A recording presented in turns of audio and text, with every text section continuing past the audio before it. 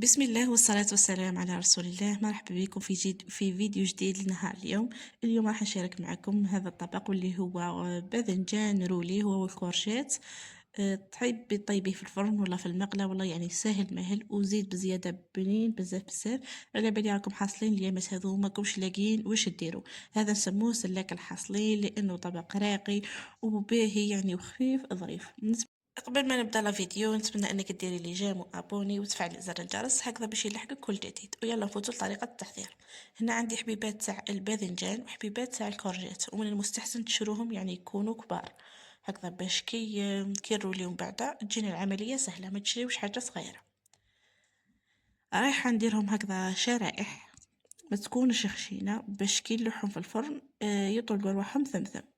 طبعا هنا الخطوة هذه اختيارية، تحبوا تقليوهم اقليوهم، بصح كي تقليوهم رايحين يشربوا لكم الزيت بزاف، سورتو الباذنجان كما تعرفوا راه تكبي له مغلة تاع زيت يشربها. تسمى ديريه في الفرن راح يكون خير وخير، تنقصي الزيت وهكذا يعني تسلكيه. فرشي غير بابي كويسون. انا ستفت الباذنجان ودرت عليه حاجه قليله تاع الزيت من الفوق، ما نكثرش كيما راكم تشوفوا هكذا، وزدت رشيت عليه الملح ودخلته للفرن يطيب غير يطلق روحه نخرجه. نفس الشيء للجريوات، بعد ما قطعتها هكذا شرائح ما تكونش خشينه بزاف وما تكونش رقيقه بزاف ثاني. رايحه نرش عليها شويه تاع الزيت والملح ونزيد ندخلها للفرن تزيد هي تطلق روحها وتتحمر. بالنسبه للصوص اللي رايحه نضيف فيه هذا الرولي، رايحة نسحق كمية تاع زيت وتقريبا حبة تاع البصلة الصغيرة، قطعتها رقيق وقليتها مليح مليح، ومن بعد نجيب حبة ونص هكذا تاع طماطم تكون كبيرة. راح ندير عليها زوج فصوص تاع الثوم، كمية تاع الطماطم المصبرة. بالنسبة للزبيس راح ندير غير الفلفل الأحمر والقزبر وشوية تاع الملح، مشان ما تكثروش الملح، نقصوا في كل حاجة نقصوا. ورايحة نزيد نخليها يعني تتقلى الطماطم هذيك مليح مليح، ونزيد عليها كاس تاع الماء، نزيد نخليها تغلي غير شوية ونطفي عليها، يعني نسحق صوص تكون شوية هكذا عاقدة. بالنسبة للحشو انا رايحة نستعمل الدجاج، اذا تحبي تخدمي بالفيونداشي ديري الفيونداشي.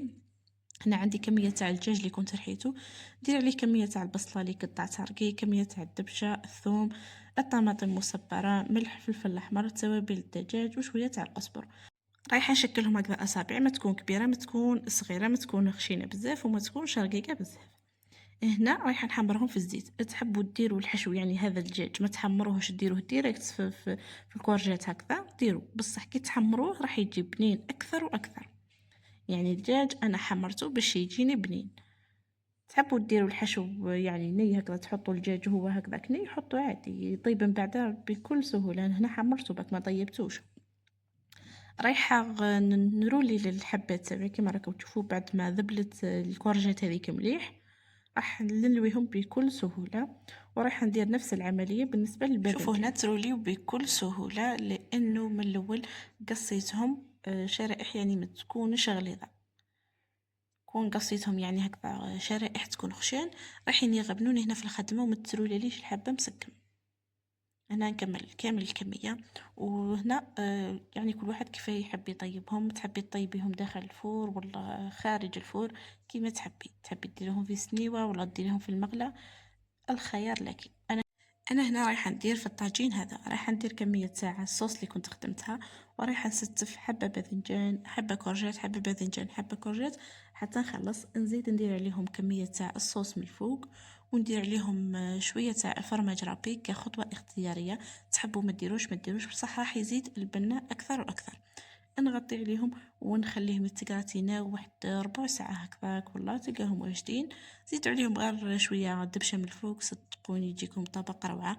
حتى تقدروا تقدموهم مع الروز ولا واش تحبوا، ولا تقدموهم هكذا يجيكم من أروع ما يكون. نقولكم احتفظوا بالوصفة وديروها، والله راح تعجبكم بالبزاف. ما تنساوش ديروا لي لايك وابوني وتفعلوا زر الجرس. يلا صحة فطوركم صحة سحوركم، اتهلاو في رواحكم، سلام.